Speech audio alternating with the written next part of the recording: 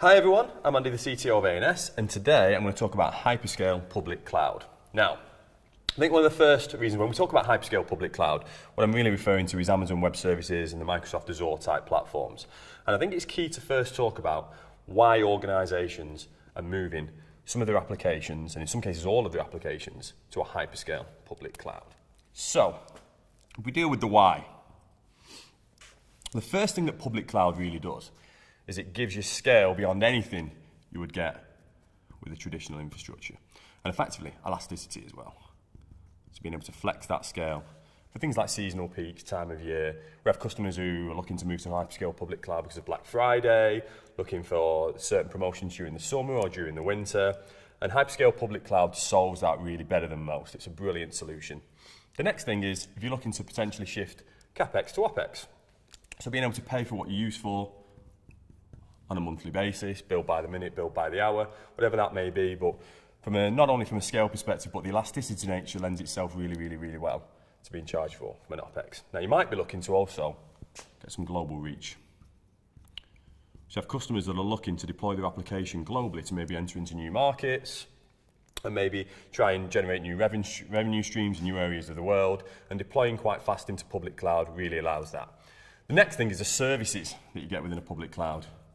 These guys are adding hundreds of services a year, brand new services that you consume through an API or a GUI or whatever it may be for your application. There's some fantastic brand new services that have come out from AWS and Azure, certainly in the last few years, that are just ready built and things that you wouldn't necessarily want to build yourself.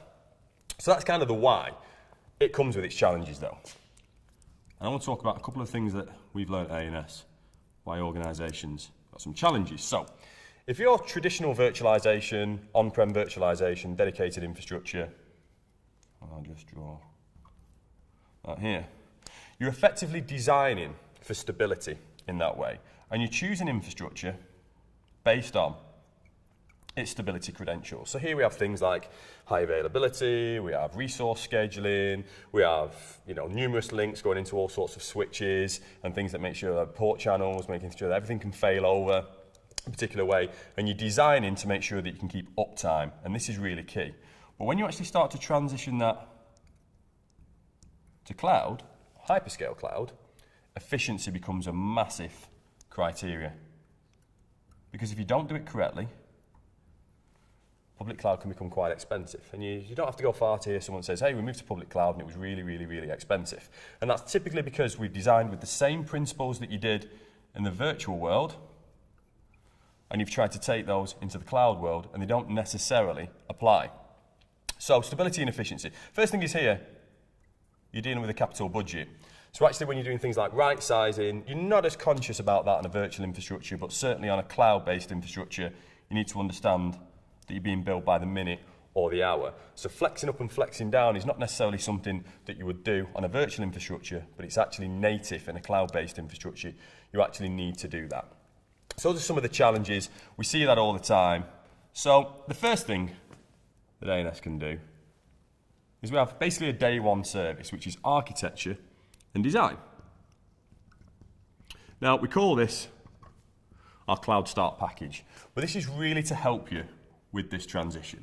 And this is really to take you, make sure that you don't apply virtualization principles in the cloud world. So we do things like design, because you've got to remember that terminology is a little bit different. So on here you're dealing with things like VLANs. Over in the cloud world you're dealing with VPCs and VNets. You're dealing with all sorts of different terminology. Stretching identities is one thing. So that can become how you do single sign-on, how you do identity management stretched across two environments. You've also got things like how do you bill estimation, how much is this going to cost, what's the right way and the most de-risk way to migrate. What does operational management look like in the cloud? A lot of the tools that you have here on virtual infrastructure aren't necessarily the right tools that you'd use in cloud. You need some kind of different cloud native monitoring capabilities in the cloud. So things like tooling. Now the other thing that's really important is when you move to the cloud, you natively want to be automating most things. Yeah, so because of the way that cloud works in its cloud native way, you need to be able to do automated start off services, to be honest with you. So you really want to make sure that some of the tooling that you choose, you're actually making sure that you automate first, because that's going to be the easiest way to operate cloud. And we'll help you choose that tooling. This could be things like Puppet and Chef or whatever other tooling that you're using from a development perspective or an operational perspective. But automation is key. And how do you set that automation up?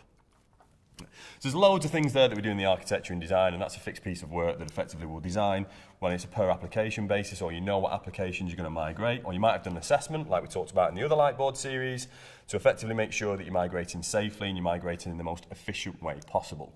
Now, once you're in the cloud, now what? We have another service for this. This is our managed cloud service, and this is day one. I'll put day one there.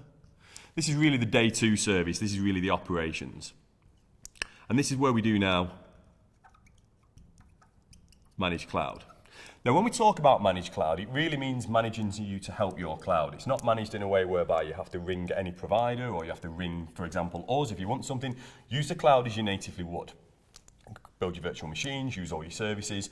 But we have really 4 key pillars of things that massively help us or massively help an organisation when you're actually starting to consume cloud. And ANS can take some pain away from you there just through to our technical expertise and our operations centre. So the first thing is, draw a quadrant,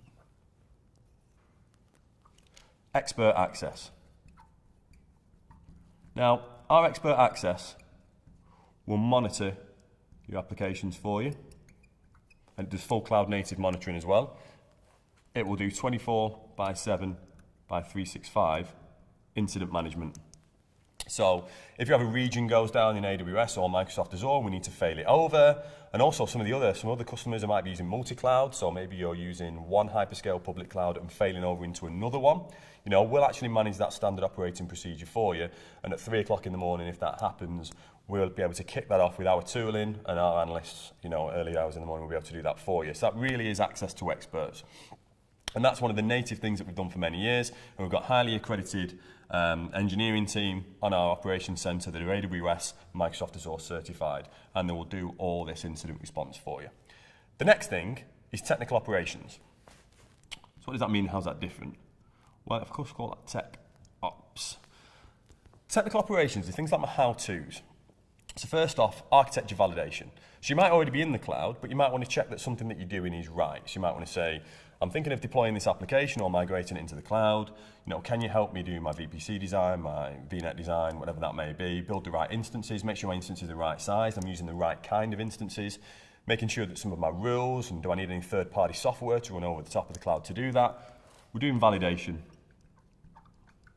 And through our digital interface, which is Glass, you can ask a how-to through there. The next thing that we'll do is task automation. What does this really mean? Well, in the public cloud, it's important that everything's tagged. And for me to give you an asset tag, to give you an organisation that would do this, if you were high on development and you were building your own software, you'd basically want to be in a position whereby you weren't leaving development machines or testing machines running 24/7, 365. This happens quite common over here, but over here you're going to get billed for that. So what we'll do is we might build a task automation workflow that potentially would say, right, if this resource is tasked as development, shut it down at 6 or 7 o'clock every night and boot it up again at 8:30 in the morning. And we'll automate all that for you. And our platform will actually do that. We have a control plane that's actually in place that will speak to your account, and it will actually look at the tags and it will act on certain things.